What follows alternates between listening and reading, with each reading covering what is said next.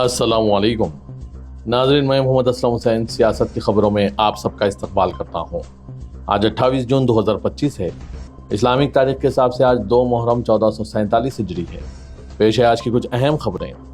रियासत महाराष्ट्र की मुंबई की एक अदालत ने महाराष्ट्र के वजीर और बीजेपी लीडर नीतीश राणे के खिलाफ गैर जमानती वारंट जारी कर दिया है। ये कार्रवाई शिवसेना उद्धव के सीनियर लीडर और राज्यसभा के रुकन संजय रावत की जानिब से दायर करदा हद तक इज्जत की शिकायत पर की गई। संजय रावत ने 2023 में मजिस्ट्रेट अदालत में शिकायत दायर करते हुए इल्जाम लगाया था कि नीतीश राणे ने इनके खिलाफ एक तौहीन-आमेज और झूठा बयान दिया है, जिससे इनकी साख को नुकसान पहुंचा। नीतीश राणे ने मुबैना तौर पर रावत को सांप कहकर पुकारा था और दावा किया था कि वो जल्द ही उद्धव ठाकरे को छोड़कर एनसीपी में शामिल हो जाएंगे। इस बयान को बुनियाद बनाकर संजय रावत ने अदालत से रुजू किया और राणे के खिलाफ कानूनी कार्रवाई की मांग की। रावत के मुताबिक राणे की यह बयान अवामी सतह पर इनकी छवि को मजरू करने के इरादे से किया गया है। अदालत ने इससे पहले भी मुतअद्दिद वारंट जारी किए थे, लेकिन इस मरतबा मजिस्ट्रेट कुलकर्णी ने हुक्म दिया है कि चूंकि राणे अदालत के अहकामात का मुसलसिल एहतराम नहीं कर रहे हैं, इसीलिए इनके खिलाफ गैर जमानती वारंट जारी किया जाता है। अब अदालत ने इस मामले में आइंदा समाअत के लिए 18 जुलाई की तारीख मुकर्रर की। आज के इस खबरनामे को नूरानी लिबास की जानिब से स्पॉन्सर किया जा रहा है। नूरानी लिबास ने मानसून स्पेशल ऑफर के तहत 30% डिस्काउंट के साथ अपने ग्राहकों को राग़िब कर रहा है, तो मानसून स्पेशल ऑफर में जरूर व जरूर खरीदारी कीजिए 30% डिस्काउंट के साथ।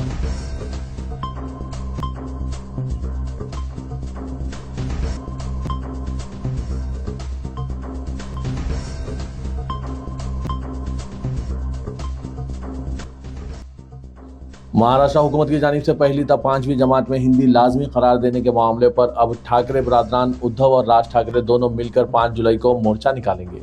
इसकी तस्दीक शिवसेना उद्धव के तर्जुमान और रुकने पार्लिमान संजय रावत ने एक प्रेस कॉन्फ्रेंस में की। उन्होंने कहा कि मोर्चा निकालने का वक्त और जगह दोनों लीडरों के दरमियान गुफ्तगू के बाद तय की जाएगी। 2 दिहाई में पहली मरतबा उद्धव और राज किसी सियासी स्टेज पर पहली मरतबा साथ आएंगे। इसकी वजह से पूरे महाराष्ट्र की सियासत में हलचल मची हुई है। बॉलीवुड अदाकारा व मॉडल शेफाली जरीवाला जुमे की रात देर गए अचानक इंतकाल कर गई। रिपोर्ट्स के मुताबिक शेफाली को दिल का दौरा पड़ा, जिसके बाद इनके शौहर पैराग त्यागी इन्हें फौरी तौर पर अस्पताल ले गए। तमाम डॉक्टरों ने इन्हें अस्पताल में मुर्दा करार दिया। इनके इंतकाल की खबर से एंटरटेनमेंट इंडस्ट्री और इनके मदाहों में शोक की लहर दौड़ गई। इनके जज्द खाकी को पोस्टमार्टम के लिए मुंबई के कोपरा अस्पताल भेज दिया गया। शेफाली जरीवाला ने अपनी शानदार अदाकारी और अपनी खूबसूरती से नाज़रीन के दिल जीत लिए थे। 2002 में रिलीज हुए मशहूर म्यूजिक वीडियो कांटा लगा में इनके डांस ने इन्हें रातों रात मशहूर कर दिया था। शेफाली की ग्लैमर शक्ल, कई जगहों पर टैटूज और जदीद लिबास ने इन्हें कांटा लगा गर्ल के नाम से मशहूर किया। इसके अलावा उन्होंने कई टीवी सीरियल्स और प्रोजेक्ट्स में काम किया, जिसके लिए इनकी खूब तारीफ की गई। शेफाली ने बिग बॉस के सीजन 13 में भी बतौर मद्दे मुकाबिल हिस्सा लिया। वाइल्ड कार्ड एंट्री के जरिए शो में शिरकत की। रियासत मध्य प्रदेश में उस वक्त सनसनी फैल गई जब रियासत के वज़ीर-ए-आला मोहन यादव के काफिले में शामिल गाड़ियां अचानक रास्ते में बंद हो गई। यह वाक़या उस वक्त पेश आया जब मोहन यादव रतलाम में हो रहे regional industry skill and employment conclave में शिरकत के लिए रवाना हुए थे। रास्ते में अचानक इनके काफिले की 19 गाड़ियां बंद हो गई, जिसके बाद फौरी तौर पर तफ्तीश शुरू की गई। जांच के दौरान हैरानकुन इंकशाफ हुआ है कि गाड़ियों के फ्यूल टैंक में जो डीजल भरा गया था, इसमें बड़ी मकदार में पानी शामिल था। हुकाम ने बताया कि जिन गाड़ियों में 20-20 लीटर डीजल डलवाया गया था, इनमें से तकरीबन 10 लीटर पानी निकला। ये सूरत हाल सिर्फ वज़ीर-ए-आला के काफिले तक महदूद नहीं रही, बल्कि एक आम ट्रक ड्राइवर ने भी शिकायत की कि इसने 100 लीटर डीजल भी भरवाया था, लेकिन थोड़ी ही दूरी पर गाड़ी बंद हो गई।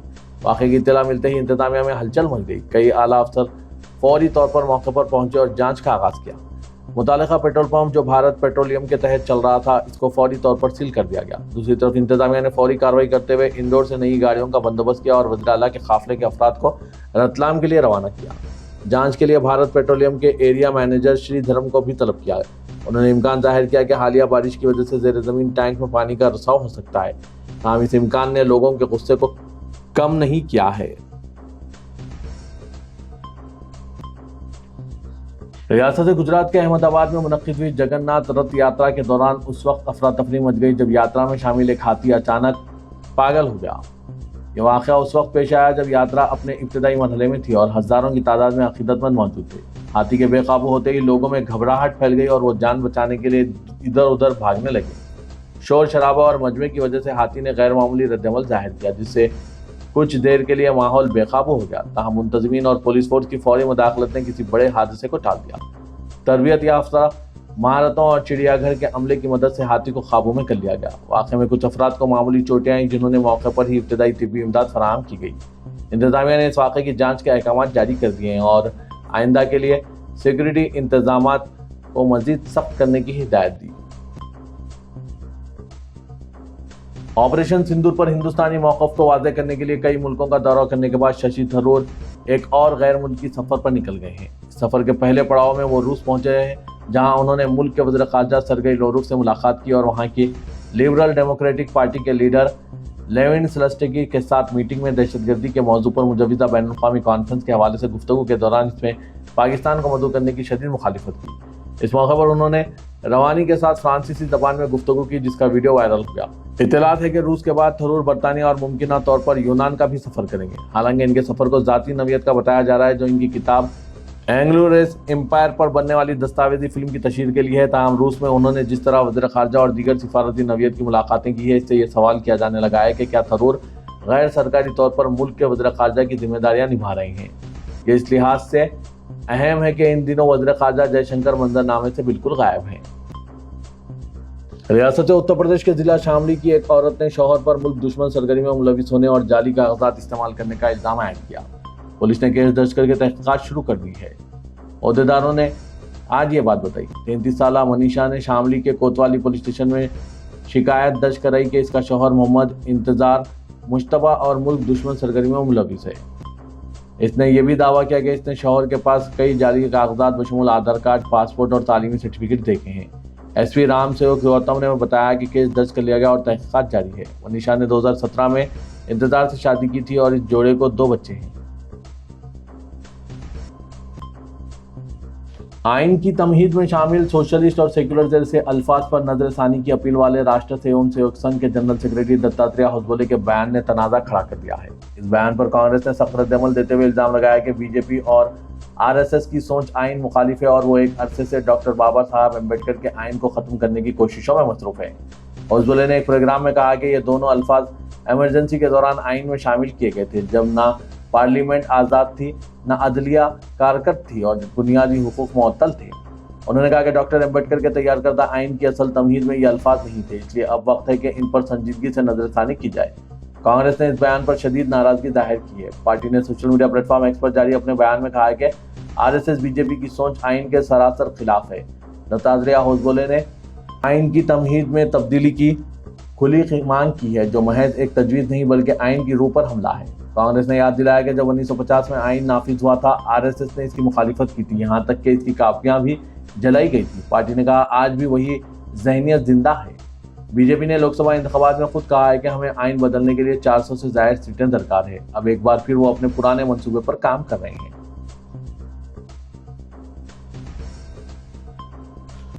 तेलंगाना हुकूमत ने काबीना के इजलास और इसके फैसलों पर मौसर अमलावरी के लिए बाज़ इस्लाहात नाफिज करने का फैसला किया है। इस्लाहात के मुताबिक काबीना का इजलास पेपरलेस रहेगा और तमाम फाइलें और दस्तावेजात डिजिटल पेश की जाएंगी। वज़ीर आला तेलंगाना रेवंत रेड्डी ने नज़्म व नस्म में इंफॉर्मेशन टेक्नोलॉजी के इस्तेमाल को फ़रोग़ देने के लिए ओहदेदारों से मुशावरत के बाद बाज़ अहम फैसले किए हैं। काबीना का इजलास हफ्ते में 2 मरतबा मुनक़िद किया जाएगा और हर 3 माह में काबीना के फैसलों पर अमलावरी का जायजा लिया जाएगा। कांग्रेस हुकूमत के क़याम के बाद से अभी तक काबीना के 18 इजलास मुनक़िद हुए। चीफ मिनिस्टर और वज़रा को शिकायत है कि काबीनी फैसलों पर अमलावरी के सिलसिले में महकमाजात और आला ओहदेदार अदम दिलचस्पी का मुज़ाहरा कर रहे हैं। ऐसे में हर 3 माह में फैसलों पर अमलावरी की पेशरफ्त का जायजा लिया जाएगा ताकि ओहदेदारों को जवाबदेह बनाया जा सके।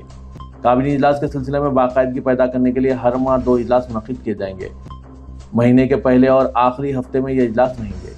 इस्लाहात के तहत काबीना के इजलास में तमाम फाइलें और एजेंडा डिजिटल पेश किया जाएगा। डिजिटल फाइलों के जरिए फाइलों के तहफ़्फ़ुज़ को यकीनी बनाया जा सकता है। भारतीय जनता पार्टी के रुकन पार्लियामेंट कोंडा विश्वेश्वर रेड्डी पेशरो बीआरएस की हुकूमत के दौरान फोन टैपिंग की तहकीकात करने वाले खुसूसी तहकीकाती टीम के रूबरू पेश हुए। हल्के लोकसभा चेरला की नुमाइंदगी करने वाले रुकन जुबली हिल्स पुलिस स्टेशन में तहकीकाती ओहदेदारों के रूबरू हाजिर हुए। एसआईटी ने विश्वेश्वर रेड्डी से एक गवाह के तौर पर पेश होने की ख्वाहिश की थी, जिन्होंने अपना बयान कलमबंद करवाया। बीजेपी के रुकन पार्लियामेंट ने बादशाह मीडिया के नुमाइंदों से बात करते हुए मुतालबा किया कि गैर कानूनी फोन टैपिंग में मुलविस साबिक चीफ मिनिस्टर चंद्रशेखर राव और साबिक वजीर तारक रामाराव को जेल भेजा जाना चाहिए। बीजेपी लीडर ने कहा कि साबिक में इनके खिलाफ महज इस वजह से झूठे मुकदमा दर्ज किए गए थे क्योंकि उन्होंने गैर कानूनी फोन टैपिंग की शिकायत की थी। उन्होंने कहा कि अगर जरूरी हो तो फोन टैपिंग केस में मरकज से भी ताउन हासिल किया जाना चाहिए और वो तेलंगाना में गैर कानूनी फोन टैपिंग के मामले को पार्लियामेंट में उठाएंगे। रुकने पार्लियामेंट हैदराबाद व सदर मजलिस असदुद्दीन ओवैसी ने इलेक्शन कमीशन ऑफ इंडिया को तनकीद का निशाना बनाते हुए कहा कि इलेक्शन कमीशन बिहार में चोर दरवाजे से एनआरसी का निफाज कर रहे हैं। असदुद्दीन ओवैसी सदर मजलिस ने इलेक्शन कमीशन की जानिब से बिहार के इंतखाबात में राय दहिंदों को नई हिदायत पर अपने ट्वीट्स में इन ख्यालात का इजहार किया। ओवैसी ने कहा कि बिहार में राय दहिंदों के लिए यह लुज़ूम कर दिया गया है कि फहरिस्त राय दहिंदगान में शमूलियत के लिए हर शहरी पर दस्तावेज पेश करना जरूरी है कि वो कब और कहाँ पैदा हुए। न सिर्फ राय दहिंदों बल्कि इनके वालिदैन कब और कहाँ पैदा हुए इसकी तफसीलात भी पूछी जा रही है। असदुद्दीन ओवैसी ने कहा कि ऐसी रियासतें जहां पर पैदाइश और अमवात का रजिस्ट्रेशन बड़े पैमाने पर होता है, इन रियासतों में भी सिर्फ 3/3 पैदाइश और अमवात का रजिस्ट्रेशन होता है।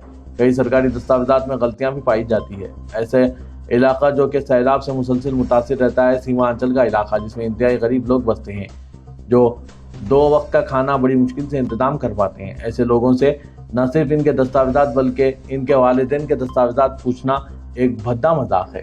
असदुद्दीन ओवैसी ने कहा कि इस नए कानून के साथ जो कार्रवाई की जा रही है इसका मकसद ये है कि फहरिस्त राय दहिंदगान से बिहार की गरीब आबादी के बड़े हिस्से को बाहर कर दिया जाए। तेलंगाना हाईकोर्ट ने international arbitration and mediation centre IAMC को अलॉट करदा अराजी मनसूख कर दी। हाईकोर्ट ने इस सिलसिले में श्रीलिंगमपल्ली मंडल के रायदुर्गम में सर्वे नंबर 83-1 में जायदस 3.5 एकड़ अराजी को अलॉटमेंट के लिए जारी करदा GO 126 को कालादम करार दिया। ये GO BRS हुकूमत ने जारी किया था। IAMC को अराजी के अलॉटमेंट को चैलेंज करते हुए मुफाद आमा की 2 अलहदा दरख्वास्तें दाखिल की गई थी। जस्टिस के लक्ष्मण और के सजना पर मुश्तमिल डिवीजन बेंच ने इन दरख्वास्तों पर समाअत की जो कि रघुनाथ राव और वेंकटराम रेड्डी एडवोकेट्स ने दाखिल की। एडवोकेट रघुनाथ राव ने अदालत को मुतला किया कि क़वायद की खिलाफवर्जी करते हुए यह अराजी एक खानगी कंपनी को अलॉट की गई। उन्होंने अदालत को बताया कि सुप्रीम कोर्ट के फैसलों की खिलाफवर्जी करते हुए IT कॉरिडोर में 350 करोड़ रुपए मालियत की अराजी का अलॉटमेंट किया गया। Advocate general A Sudarshan Reddy ने अदालत को बताया कि हैदराबाद में international arbitration and mediation centre के क़याम से कई आलमी तंजीमों के दरमियान तनाज़ात की यकसुई में मदद मिलेगी। एडवोकेट जनरल ने मजीद कहा कि अदालतें ही ये कहती आ रही है कि तनाज़ात को न सिर्फ अदालतों बल्कि बाहर भी यकसुई होनी चाहिए और अगर IAMC के जरिए तनाज़ात की यकसुई होती है तो इससे अदालतों के बोझ में कमी होगी। हाई कोर्ट ने फैसला सुनाते हुए अराजी का अलॉटमेंट मनसूख कर दिया और मौजूदा इमारतों की देखरेख के लिए जारी करदा सरकारी अहकाम भी कालादम करार दिए। रियासत तेलंगाना में गुज़श्ता कई महीनों से शरपसंदों की जानिब से माहौल को खराब करने की मुसलसिल कोशिशें की जा रही है, लेकिन रियासत तेलंगाना की गंगा जमनी तहजीब इन शरपसंदों को मुंह तोड़ जवाब दे रही है। लेकिन शरपसंदों की जानिब से मुसलसिल रियासत और शहर के हालात को ख़राब करने की कोशिशें की जा रही है। ऐसे में नाम निहाद गांव रक्षकों के खिलाफ पुलिस की अदम कार्रवाई और चश्मपोशी की वजह से इनकी हिम्मत में इजाफा हो रहा है और वो शहर हैदराबाद में दिलेरी के साथ अपनी ताकत का सरेआम मुजाहरा करते हुए पुरअमन फिजा को मुकद्दर करने की कोशिश कर रहे हैं। हैरत की बात यह है कि पुलिस की मौजूदगी में नाम निहाद गांव रक्षकों की जानिब से नारे लगाते हुए जानवरों की गाड़ियों को जब्त करके अज़खुद कार्रवाई की जा रही है। पुलिस की मौजूदगी में जुलूस की शक्ल में नारे लगाते हुए नामनिहाद गांव रक्षक शहर में शरंगेजी और कशीदगी पैदा कर रहे हैं। रात देर गए जुलूस की शक्ल में सितंबर बाजार मस्जिद के रूबरू गाड़ियों को रोककर जय श्री राम के नारे लगाए जाने लगे, जिससे रास्ते से गुजरने वालों में खौफ व हरास फैल गया।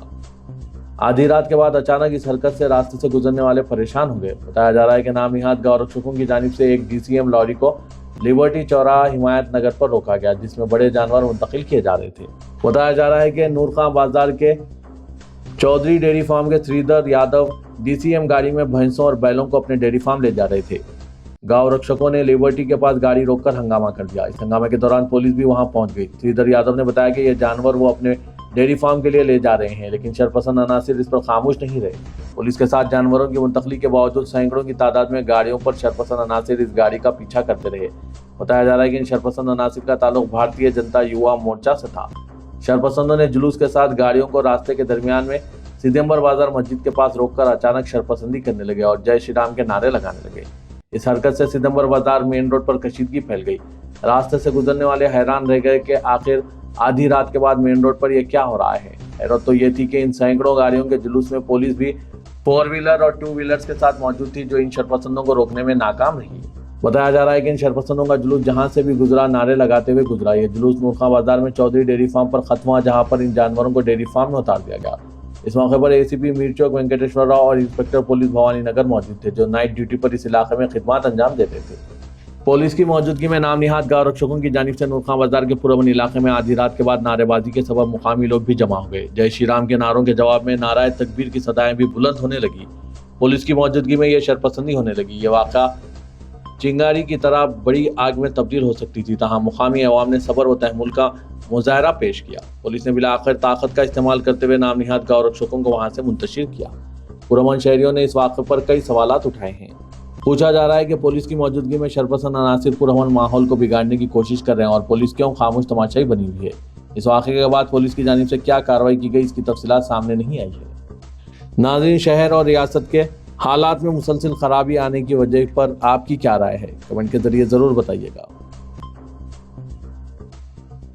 तेलंगाना हाईकोर्ट ने मियाद खत्म होने के बावजूद बल्दी इंतखाबात मुनक्किद न करवाने पर हुकूमत को नोटिस जारी की। बल्दी इंतखाबात के इनेकाद में ताख़ीर के खिलाफ दायर हुई दरख्वास्त की समाअत करते हुए हाईकोर्ट ने हुकूमत से इस बात की वजाहत करने की हिदायत दी कि मुकर्ररा वक्त पर बल्दी इंतखाबात करवाने में क्यों ताख़ीर हो रही है, जबकि रियासत में जारिया साल 26 जनवरी को ही बल्दियात की गवर्निंग बॉडी की मियाद खत्म हो गई। अदालत ने ताख़ीर की वजूहात बताने की नोटिस जारी करते हुए इस केस की समाअत 11 जुलाई तक मुलतवी कर दी। वादरे के 2 दिन कबल हाईकोर्ट ने मजालिस मुकामी इदारेजात बिलखुसूस सरपंचों के इंतखाबात के इनेकाद में ताख़ीर पर भी हुकूमत पर नाराज़गी जाहिर करते हुए 30 सितंबर तक सरपंचों, ZPTC, MPTC के इंतखाबात के अमल को मुकम्मल करने की हिदायत दी थी। और आज ताज़ा तौर पर बल्दी इंतखाबात के इनेकाद में ताख़ीर पर नोटिस जारी की गई, जिससे रियासत में इंतखाबी माहौल गर्म होने के आसार हैं। इदारे सियासत के महबूब हुसैन जिगर कैरियर गाइडेंस सेंटर वाक़ दफ्तर सियासत एबिट्स में Python full stack development with AI tools का आगाज़ अमल में लाया जा रहा है, क्योंकि मुल्क व बैरून मुल्क में पाइथन फुल स्टैक डेवलपमेंट की काफ़ी मांग चल रही है। IT से मरबूत अफराद हो या फिर दूसरे ग्रुप के अफराद, AI से जुड़े लोग भी पाइथन फुल स्टैक डेवलपमेंट की तरफ बढ़ रहे हैं।